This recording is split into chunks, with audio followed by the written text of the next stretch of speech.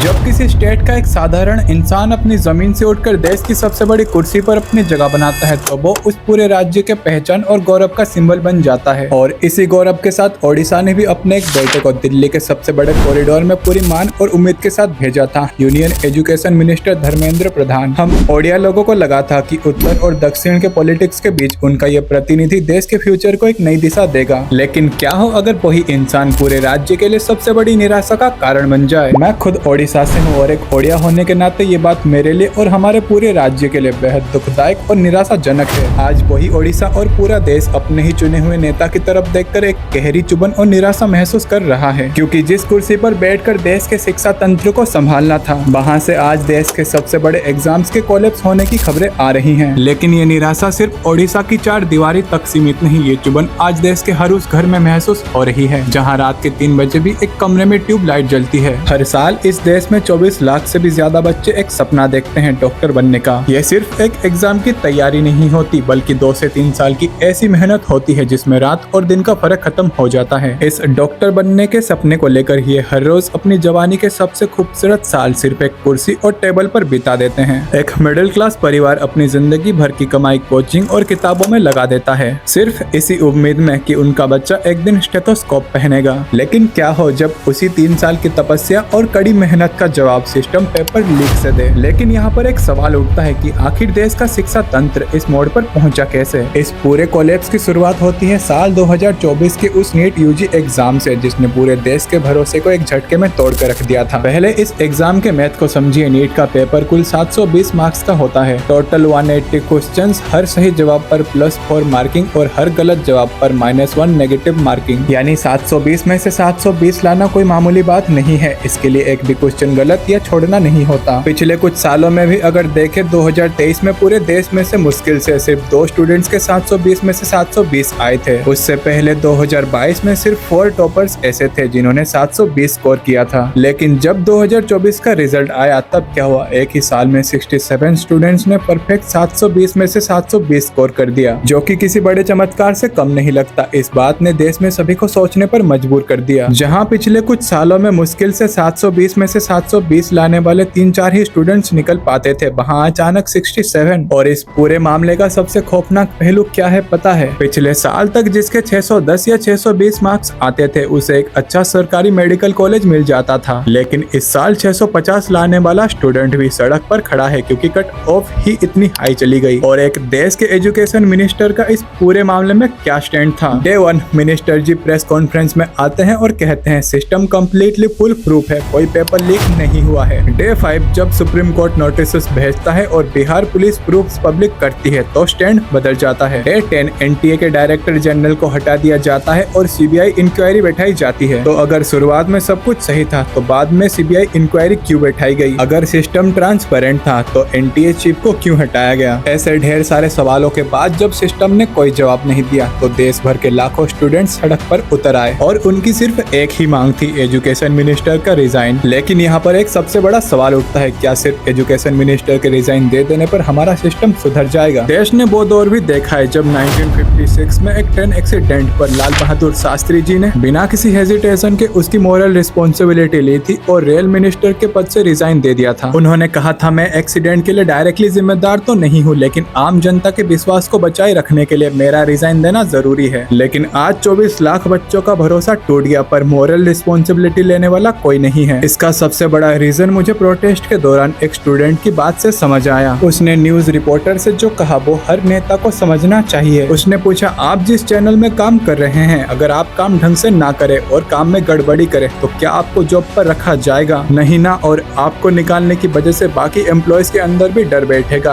कि अगर हमने काम सही से नहीं करा तो हमारे साथ भी ऐसा ही होगा। बस यही निकाले जाने का डर आज हमारे नेताओं और सिस्टम के पास नहीं था। हाँ का मतलब समझते हो ना? रेजिग्नेशन इस बात का सिंबल होता है कि अगर आप देश के फ्यूचर की जिम्मेदारी नहीं उठा सकते तो आपको उस कुर्सी पर बैठने का कोई हक नहीं है। आखिर में बस एक बात याद रखिए, जिस देश में एक छोटी सी नौकरी करने वाला एम्प्लॉय अगर गलती करे तो उससे उसकी नौकरी छीन ली जाती है। पर 24 लाख बच्चों का फ्यूचर आग में झोंकने के बाद भी जब तक बच्चों ने सड़क पर आकर कुर्सी नहीं हिलाई तब तक ये लोग कुर्सी से हिलने को तैयार नहीं थे। लेकिन हमारे इस देश के स्टूडेंट्स ने आज ये पूरे सिस्टम को साबित करके दिखा दिया है कि अब चाहे सरकार बीजेपी की हो, कांग्रेस की हो, आपकी हो या आपके बाप की हो, अकाउंटेबिलिटी तो लेनी पड़ेगी।